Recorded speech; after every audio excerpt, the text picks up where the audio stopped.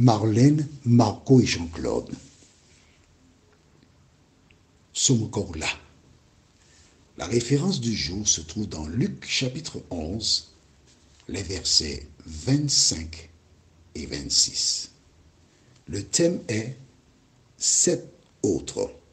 Luc 11, versets 25 et 26. Juste avant d'aborder le thème, prions. Notre Seigneur et notre Dieu, nous te remercions pour le bonheur de te connaître. Nous te remercions pour la parole.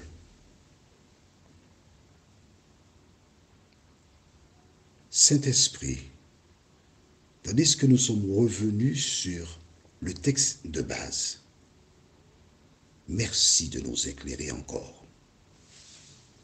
Merci de nous diriger, de nous fortifier, de nous vivifier. Et qu'au terme de ce moment passé à étudier la parole, nous soyons affirmés, nous soyons équipés. Cette grâce, nous te la réclamons au nom de Jésus et pour ta gloire éternelle. Amen. Rappelle-toi, nous avons... Alors, certaines personnes sont nouvelles. Donc, pour ces personnes, nous allons lire Luc chapitre 11 au verset 14 et suivant. Jésus chassa un démon qui était muet. Lorsque le démon fut sorti, le muet parla et la foule fut dans l'admiration. Mais quelques-uns dirent, c'est par Belzébul, le prince des démons, qu'il chasse les démons. Et d'autres, pour l'éprouver, lui demandèrent un signe venant du ciel. Alors, pour les nouveaux, un jour, Jésus a délivré un homme qui était possédé d'un démon qui était muet. Cet homme a retrouvé sa liberté. Les gens étaient émerveillés. Mais il y avait un groupe qui doutait que Jésus avait réalisé ce miracle grâce à la puissance divine. Je t'ai expliqué, hein? Toutes les fois que Dieu fait quelque chose, Satan s'oppose à lui. Voici un exemple concret. Et les agents de Satan mirent en doute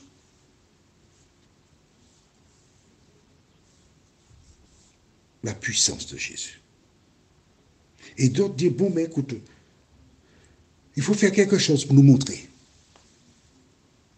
Ces personnes représentent un certain nombre d'autres personnes qui, en 2024, reçoivent des audios. Certaines acceptent, voient, comprennent la vérité. D'autres se posent des questions, inventent des questions pour ne pas accepter la vérité. Le monde a toujours été ainsi. Et c'est à partir de cette histoire que j'ai expliqué, j'ai fait un grand rond pour expliquer les esprits. D'accord? Et nous continuons maintenant au verset 17. Comme Jésus connaissait leurs pensées, il leur dit, tout royaume divisé contre lui-même est dévasté et une maison s'écroule sur une autre. Si donc Satan est divisé contre lui-même, comment son royaume subsistera-t-il, puisque vous dites que je chasse les démons par Belzébul? Et si moi, je chasse les démons par Belzébul, vos fils, par qui les chassent-ils? C'est pourquoi ils seront eux-mêmes vos juges. Mais si c'est par le droit de Dieu que je chasse les démons, le royaume de Dieu est donc venu vers vous. Pour expliquer cela, Jésus va donner la procédure, comment quelqu'un peut être possédé. Toujours dans Luc 11, verset 21. Lorsqu'un homme fort et bien armé garde sa maison, ce qu'il possède est en sûreté. Mais si un plus fort que lui survient et le dompte, il lui enlève toutes les armes dans lesquelles il se confiait et il distribue ses dépouilles. Celui qui n'est pas avec moi est contre moi, et celui qui n'assemble pas avec moi disperse. Dis-moi, tu es avec Jésus ou tu es contre Jésus? Il a dit celui qui n'est pas avec moi est contre moi. Être avec Jésus, c'est écouter sa parole et l'appliquer. Si tu n'appliques qu'une partie de la parole et parallèlement tu suis la tradition, tu es à côté de la plaque. Il faut appliquer pleinement. Et là maintenant, Jésus va beaucoup plus loin en expliquant la question d'esprit impur. Verset 24. Lorsque l'esprit impur est sorti d'un homme, il va dans les lieux arides pour chercher du repos. Lorsqu'il est sorti d'un homme, à quel moment sort-il d'un homme? Les personnes qui étaient du temps des apôtres à Jérusalem, ces personnes avaient une connaissance partielle des Écritures.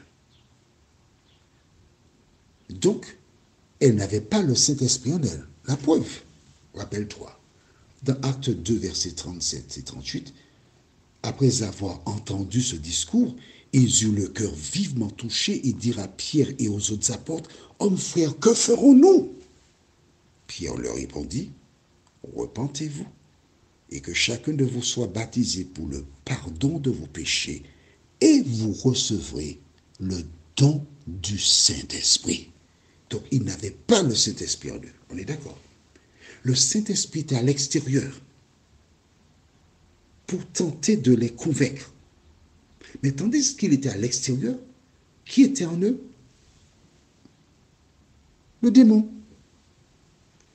Parce qu'ils sont tous, comme toi et moi, nous sommes nés dans le péché, formés dans l'iniquité. Donc l'esprit est en nous. Tu n'es pas possédé comme ceux qui ont perdu la tête, etc. Mais à partir du moment où le Saint-Esprit n'habite pas en toi, c'est l'autre esprit qui est là. Alors, parmi les personnes qui étaient là du temps de Pierre et des apôtres, certains qui ont entendu, mais qui ont gardé leur cœur fermé, l'esprit est resté à l'intérieur. Mais ces personnes-là, elles sont possédées, puisque si tu n'as pas le Saint-Esprit, tu as l'autre esprit en toi. Donc lorsque la personne accepte Jésus, l'esprit impur s'en va et le Saint-Esprit vient habiter à l'intérieur. Puisque verset 38,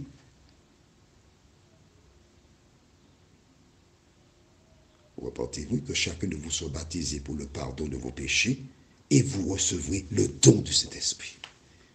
Donc, la personne a reçu le Saint-Esprit. Mais que se passe-t-il? L'esprit impur qui est parti, il cherche un endroit pour habiter, il cherche une autre personne. Il n'en trouve pas. Alors, que dit-il après quelque temps? Parce qu'entre-temps, celui qui a été baptisé, il s'est refroidi. Il est retourné dans ce qu'on appelle le monde.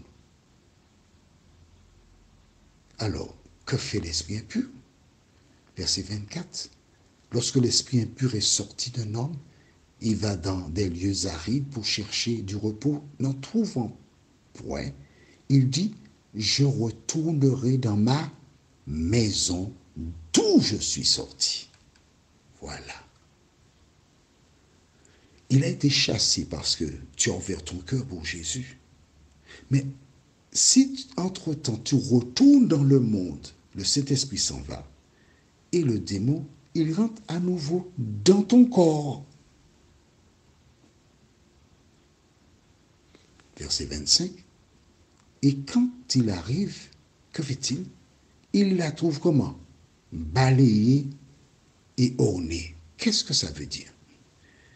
Lorsque tu as accepté Jésus, par le passé, tu avais l'habitude, lorsqu'il y avait sous-sous, tu prenais une place parmi les premiers, et puis ensuite tu ne payais pas. Tu étais malhonnête. Tu injuriais, tu mentais, tu n'étais pas sincère, tu étais indigne de confiance, etc. Mais quand tu as rencontré Jésus, tu as fait certains changements dans ta vie. Et quand le démon arrive, il voit que tu ne mens plus, que tu ne voles plus, tu ne dis plus de mal des gens, il dit, oh là là là là là là, non, c'est pas possible ça. Qu'est-ce qu'il fait? Verset 26, alors il s'en va et il prend 7 autres esprits plus méchants que lui, ils entrent dans la maison, s'y établissent, et la dernière condition de cet homme est pire que la première. À l'origine, il y avait un démon. Mais quand tu as accepté Jésus, il est sorti. Il a cherché un autre corps, il n'en a pas trouvé. Il dit, bon, je vais essayer de voir si je peux retourner là-bas. Hein. Et quand il retourne et il a vu tout ça de changement, ah non. Il va chercher 7 autres esprits plus méchants que lui. Ils vont entrer. Et ta condition sera pire que la première. Mon ami, ta seule sauvegarde dans ce monde, c'est de faire de ton corps le temple du Saint-Esprit. Ce que tu as fait hier n'a plus d'importance. Ce qui compte maintenant, c'est ce que tu fais de la parole de Jésus. Prions. Notre Seigneur et notre Dieu, merci. Merci de continuer de nous éclairer, de nous diriger, de nous fortifier, de nous vivifier. Merci pour tes promesses. Merci parce que les paroles que nous découvrons dans la Bible nous encouragent, nous poussent à croire qu'aussi longtemps que nous restons avec toi, nous serons en mesure de remporter la victoire sur le péché. Seigneur, nous sommes faibles, mais toi, le bon berger, nous savons que tu te tiens à côté de nous. Nous savons que tu n'abandonnes jamais tes enfants. Nous savons que tu nous porteras dans tes bras et par différents moyens, tu nous parleras et tu nous aideras à arriver à bon port. Merci Seigneur pour ta présence. Merci pour ta fidélité. Nous t'avons prié au nom de Jésus et pour ta gloire éternelle. Amen. Que l'Éternel continue de te bénir. Que le Saint-Esprit continue de te conduire dans toute la vérité. Que les anges veillent sur toi et que tu demeures dans l'amour de Dieu dès maintenant et à jamais. Amen. La référence pour la prochaine causerie se trouve dans Jean 8, versets 27 à 33. Le thème est « Arrière de moi ». Que Dieu continue de te bénir en attendant que nous puissions nous retrouver prochainement.